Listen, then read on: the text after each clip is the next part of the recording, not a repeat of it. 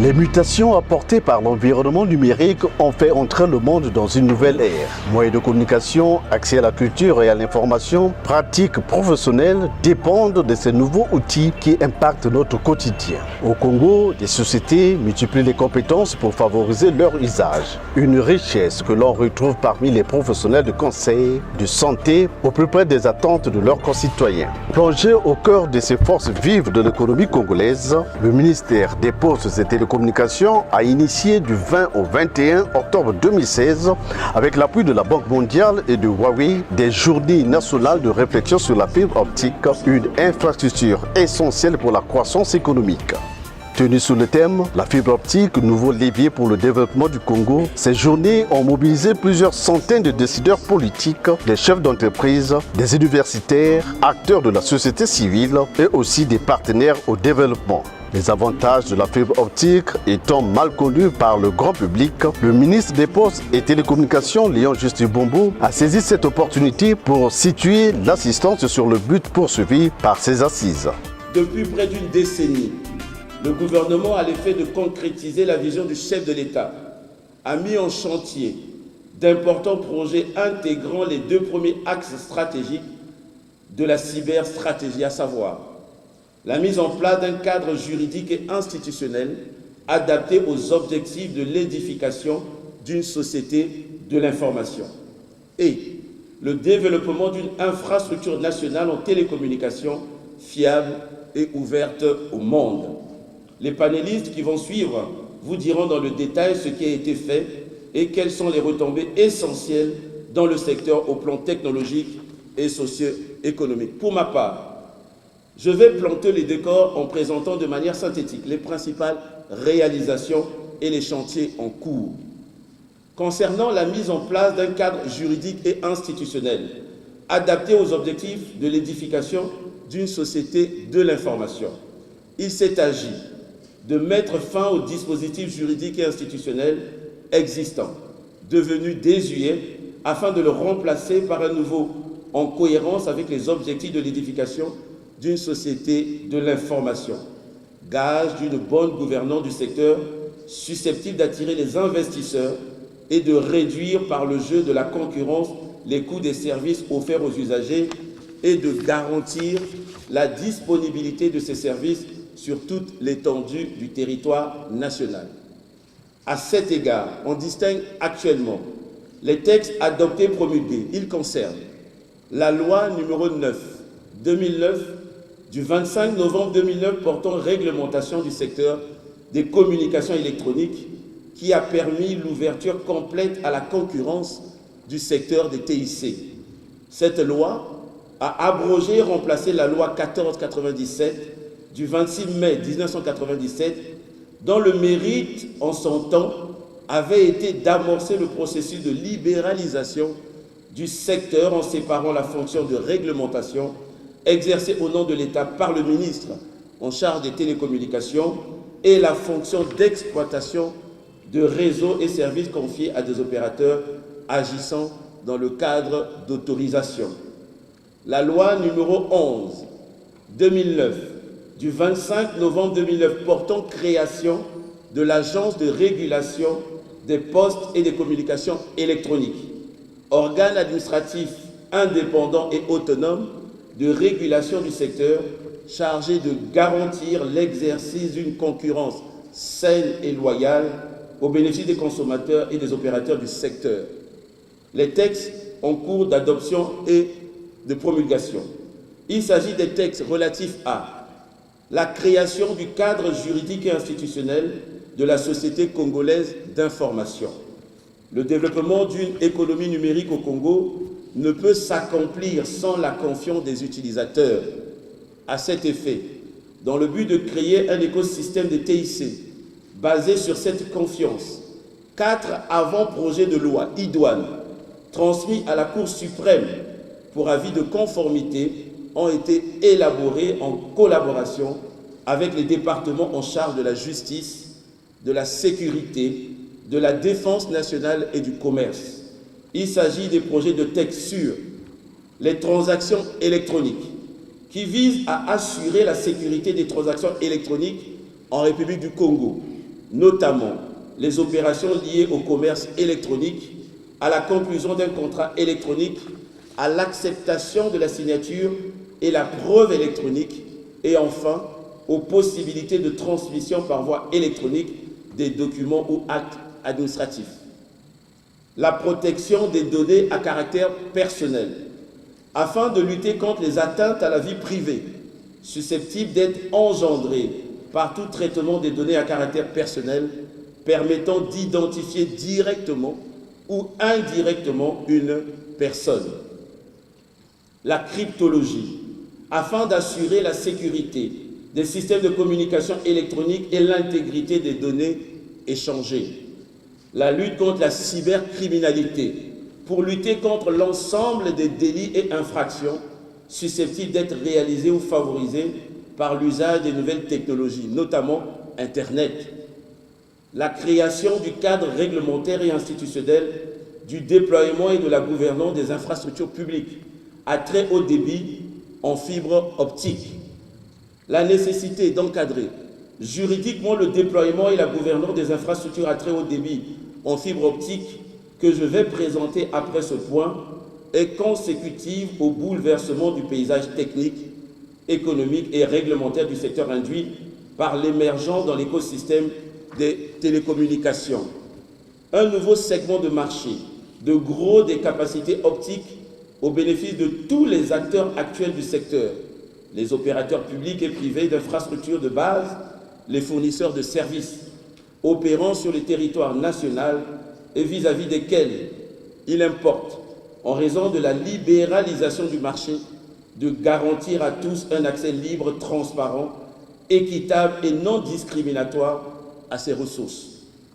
D'opérateurs de type nouveau, dits opérateurs de backbone national et ou international, en charge de la gestion des infrastructures à très haut débit, à fibre optique et la vente en gros de capacités à tous ces acteurs utilisateurs de capacités haut débit. Comme annoncé, vous allez être édifiés sur ce nouveau marché du haut débit et les enjeux de ce nouveau cadre par les panélistes qui vont me succéder tout à l'heure. Au plan du développement d'une infrastructure nationale, des télécommunications fiables et ouvertes au monde, concernant cet axe stratégique, l'État s'est attelé au déploiement des infrastructures de télécommunications à très haut débit à fibre optique, dont, comme nous l'édifiera à ma suite un autre panéliste, le développement de l'économie numérique est plus que jamais tributaire de cette technologie. Les projets achevés.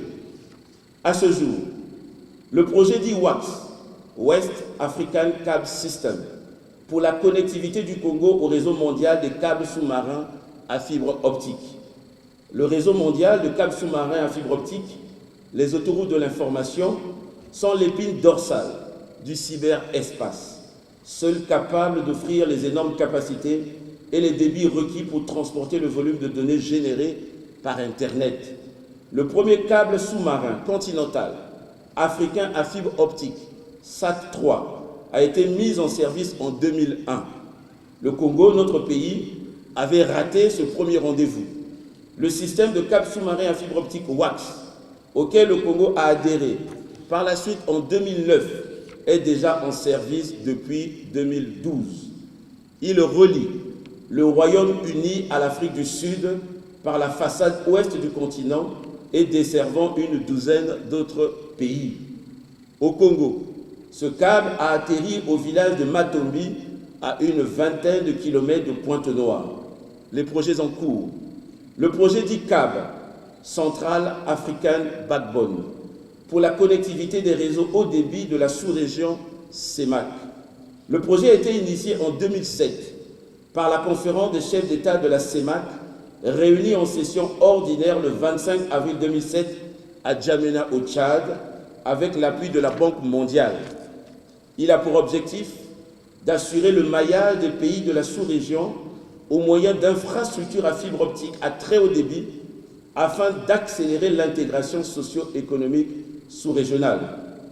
À la faveur de financements signés le 15 juillet 2011 pour le Congo et le 21 mai 2012 pour le Gabon, les ministres en charge des télécommunications de ces deux pays ont lancé le 21 décembre 2014 à Mbinda, frontière avec le Gabon, les travaux de construction du premier lien interfrontalier entre les deux pays.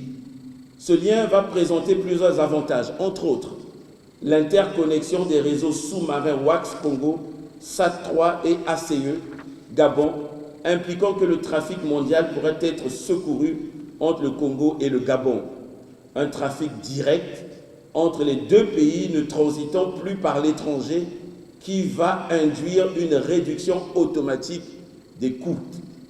Le projet dit PCN, Projet de couverture nationale en télécommunications, pour la modernisation du réseau national des télécommunications. Le projet de couverture nationale en télécommunications est un projet modulaire en 3 phases, 1, 2 et 3. Il a pour objectif de mailler le territoire en infrastructure de base de télécommunications afin de faciliter la vie. Le projet est piloté par le ministère de l'Aménagement du territoire et des grands travaux conformément au code de marché en vigueur en République du Congo. Les phases 1 et 2 du projet sont à ce jour achevées. La construction du point d'échange Internet du Congo, le premier du genre en Afrique centrale, estime le ministre Léon-Juste Ibobo, a pour rôle de maintenir le trafic Internet local au niveau des infrastructures locales de fournisseurs d'accès Internet afin de favoriser une meilleure qualité de service et de prix bas. La construction du point d'échange Internet du Congo, le premier du genre en Afrique centrale. Son rôle primordial est de maintenir le trafic Internet local au niveau des infrastructures locales des fournisseurs d'accès Internet, ce qui favorise une meilleure qualité de service et des prix bas. Cette réalisation a par ailleurs valu au Congo d'être choisi par la Commission de l'Union africaine pour abriter le point d'échange Internet de la sous-région Afrique centrale. Pour conclure mon intervention sur la stratégie de développement du secteur des technologies de l'information et de la communication en République du Congo, je dirais que le chemin est encore lent avant d'arrimer véritablement notre pays dans la société de l'information. Mais avec la marche vers le développement, allons plus loin ensemble de son Excellence Monsieur Denis Sassou Nguesso, président de la République, chef de l'État, et la clairvoyance du Premier ministre, chef du gouvernement, M. Clément Mwamba, le chemin est bien tracé et bien balisé.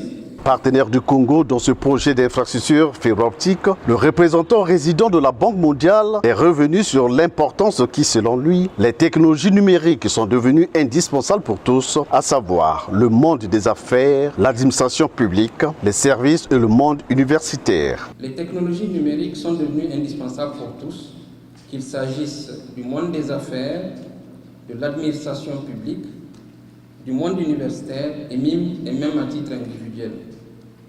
Elles le sont à telle enseigne que nous en sommes dépendants. Il s'agit ici surtout de comprendre comment la République du Congo peut elle aussi tirer des dividendes substantiels de la révolution numérique en cours dans le monde entier.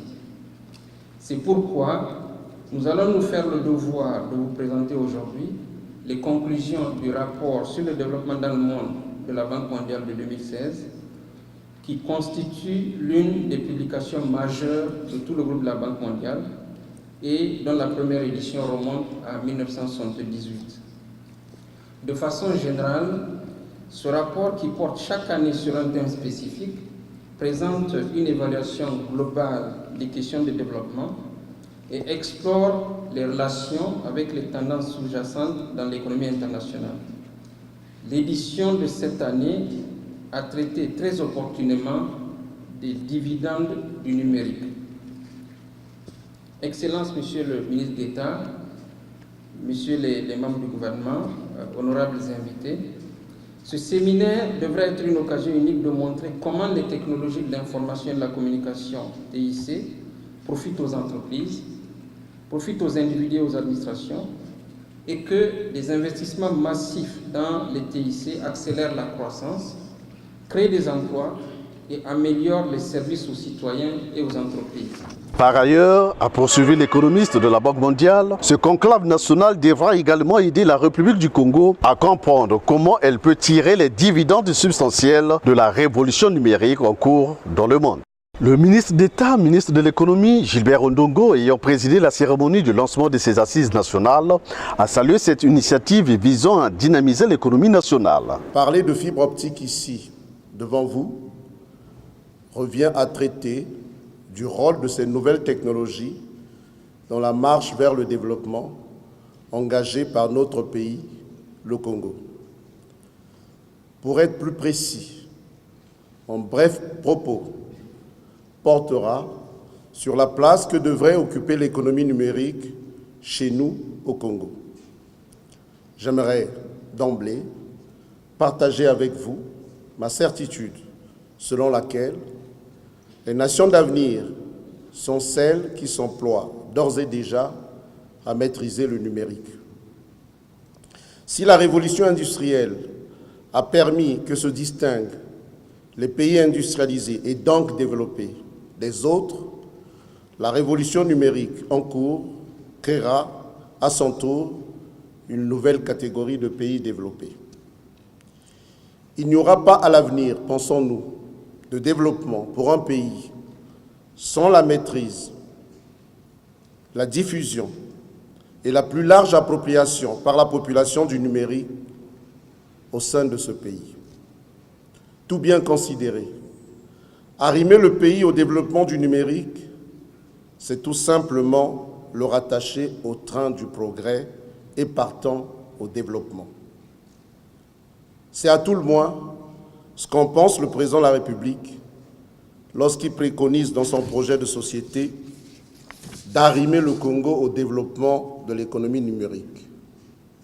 Le numérique, qui à ses yeux représentera la nouvelle frontière du développement.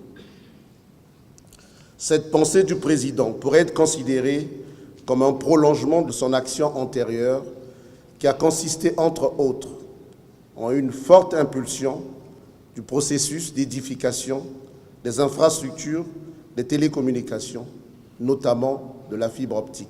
Moment d'échange et de partage, quelques étudiants ayant pris part à ces assises ont livré leurs impressions. Je tiens d'abord à remercier donc le ministère des Postes et Télécommunications d'avoir organisé ce genre de journée pour pouvoir exposer sur la fibre optique et de pouvoir, disons, se partager les expériences avec ceux qui sont sur le domaine.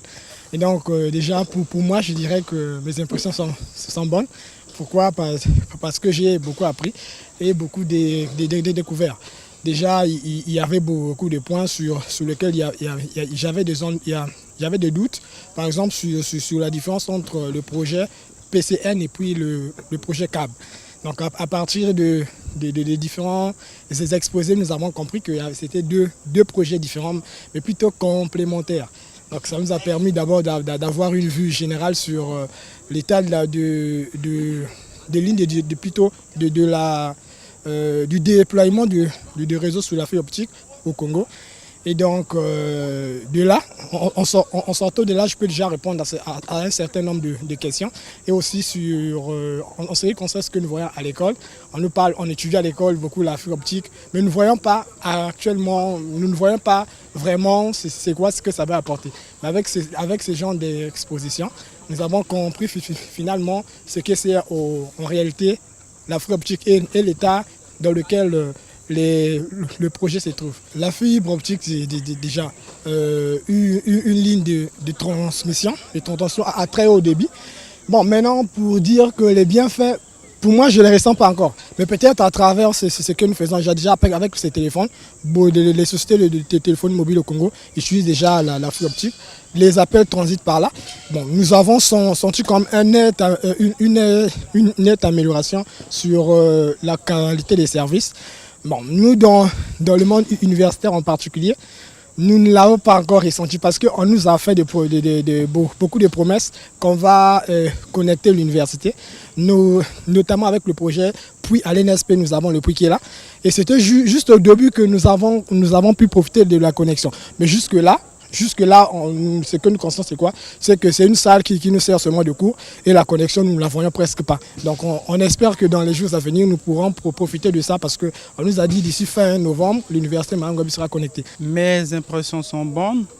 À la fin de cette conférence, nous avons appris beaucoup de choses qu'on ignorait sur la fibre optique et cela ne peut que nous faire du bien. Concrètement, nous avons appris que la fibre optique est un support de transmission qui permet de transiter les signaux sous forme d'ondes lumineuses et grâce à ce support de transmission, nous n'avons pas de perturbations électromagnétiques et ce support de transmission peut nous offrir une large bande passante avec un débit de transmission des données très élevé. Actuellement, dire que nous utilisons la fibre optique, je ne suis pas encore trop sûr.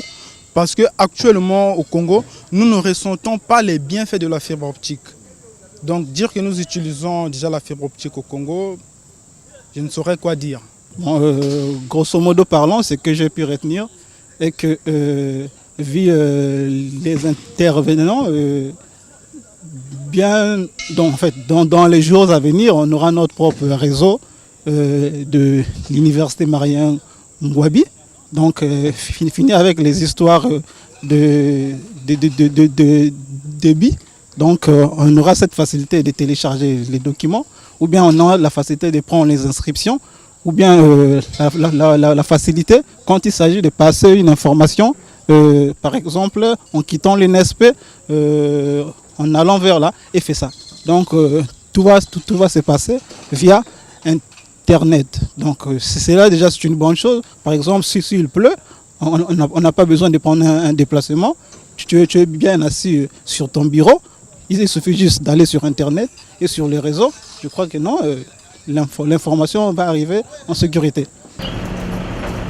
La deuxième journée de cette activité a été consacrée par la visite des structures. Première étape, la Maison des informaticiens au Congo, répondant au nom d'une fondation de droit congolais qui offre une plateforme de travail dédiée aux informaticiens. Le ministre et sa suite ont passé en revue toutes les installations de cette fondation dotée d'un équipement optimal pour contribuer au renforcement des capacités en informatique. Le siège de Congo Télécom a constitué la seconde et dernière étape, aussi le point de chute de ces journées. Congo Télécom, acteur de la téléphonie mobile et fournisseur de l'Internet, veut devenir spécialiste en pilotage des objets connectés, illustration de ce salon. Et pour y parvenir, Congo Télécom a élargi sa gamme de produits et travaillé à l'intégration d'équipements divers. La suite optique, vous avez le laser optique, ici vous avez un miroir optique. Le ministre Léon Justus Bombo a salué l'accessibilité des ménages congolais. L'ambition du président de la République dans la marche vers le développement, c'est d'arrimer le Congo à l'économie numérique. On ne peut pas arrimer notre pays à l'économie numérique si nous n'avons pas la base. La base, c'est la fibre optique, c'est l'infra. Mais évidemment, il faut que ces produits arrivent maintenant auprès des ménages. C'est-à-dire que c'est notre challenge maintenant, notre ambition. On nous a proposé des produits et on a commencé à connecter des ménages aussi bien à Brazzaville, nous l'avons fait avec l'administrateur général de Congo Télécom, aussi bien à Brazzaville qu'à Pointe-Noire. Mais c'est vrai que le rythme n'est pas assez accéléré. À nous maintenant de voir comment est-ce qu'on peut accélérer ce rythme, à nous maintenant de voir comment est-ce qu'on peut faire en sorte que cette ambition du chef de l'État soit, on va dire, soit une réalité, une vraie réalité. Et le représentant résident de la Banque mondiale nous a donné un chiffre. Si on arrive à connecter 10% des ménages, le secteur apportera au niveau du PIB 3,5 points de croissance. Donc c'est quand même quelque chose de considérable. C'est notre challenge et nous pensons qu'avec les produits que nous avons vus ici à Congo Télécom, on va essayer de regarder comment on va maximiser maintenant Congo Télécom pour que ces produits à court terme, c'est-à-dire que, allez, la fin de l'année, on va être très optimiste. D'ici la fin de l'année, au plus tard, au début de l'année prochaine, qu'il y ait un engouement extraordinaire des Congolais vers Congo Télécom pour qu'on puisse connecter le maximum de nos concitoyens. Au terme de ces 2 journées, le ministre des Postes et Télécommunications estime que le chemin de la mise en œuvre de la feuille de route du gouvernement dans le secteur des télécommunications vient d'être balisé. Il s'est agi pour nous, évidemment, d'organiser ces journées sur la fibre optique afin de voir ensemble, avec tous les acteurs qui interviennent dans ce secteur, comment est-ce que nous pouvons optimiser cette infrastructure de base. Les acteurs qui interviennent dans ce secteur, en premier lieu, nous avons la Banque mondiale qui accompagne le Congo depuis déjà quelques années dans le cadre de l'installation ou du déploiement de cette infrastructure. On a un grand projet avec la Banque mondiale, c'est le projet CAB, qui concerne l'interconnexion en 2 États, c'est-à-dire entre le Congo et le Gabon. Et aujourd'hui, je peux vous dire que les travaux de génie civil concernant le projet CAB sont pratiquement arrivés à leur terme. Il s'agit maintenant de voir comment est-ce qu'on peut optimiser cette fibre optique en trouvant un partenaire dans le cadre d'un PPP, c'est-à-dire d'un partenariat public-privé. Comment est-ce qu'on pourra gérer et commercialiser la fibre optique. Donc, il y a aussi le fait que notre ambition, c'était de réunir l'ensemble des acteurs. Il y a aussi un opérateur chinois qui nous accompagne dans le cadre du déploiement de cette fibre optique, c'est la société Huawei, d'ailleurs, qui nous a accompagnés dans l'organisation de ces journées nationales de réflexion sur la fibre optique. Et il y a aussi à côté d'autres partenaires qui veulent investir justement dans ce secteur de télécommunications. Je peux citer la société Liquid Telecom qui est installée en Afrique du Sud et en Grande-Bretagne. Le représentant de Liquid Telecom était ici à Brazzaville. Nous avons aussi la société Beyond Fiber, c'est une société portugaise. Nos partenaires portugais ont quitté le Portugal justement pour venir ici, pour voir comment est-ce qu'ils pouvaient apporter aussi leur contribution afin qu'on puisse développer ce secteur des télécommunications. Donc, notre ambition, c'était d'abord de nous asseoir avec les partenaires et de réfléchir ensemble. J'allais oublier les opérateurs de téléphonie mobile, qui sont aussi nos partenaires. Mais à côté des opérateurs de téléphonie mobile, il y a aussi ce qu'on appelle les fournisseurs d'accès Internet, qui sont aussi nos partenaires, qui utilisent la fibre optique.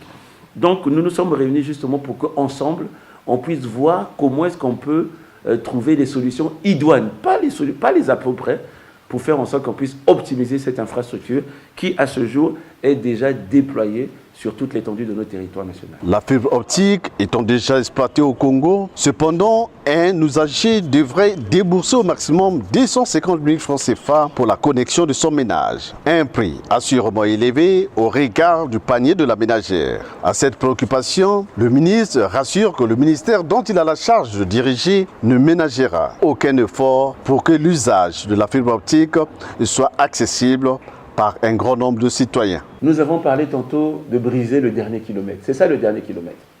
Le dernier kilomètre, ça veut dire que prendre la fibre qui est installée et ramener cette fibre auprès des particuliers, auprès des ménages. Mais nous avons aussi vu, et vous avec nous, qu'il y a de nombreux partenaires qui sont venus, qui sont ici au Congo, pour voir comment est-ce qu'ils peuvent accompagner.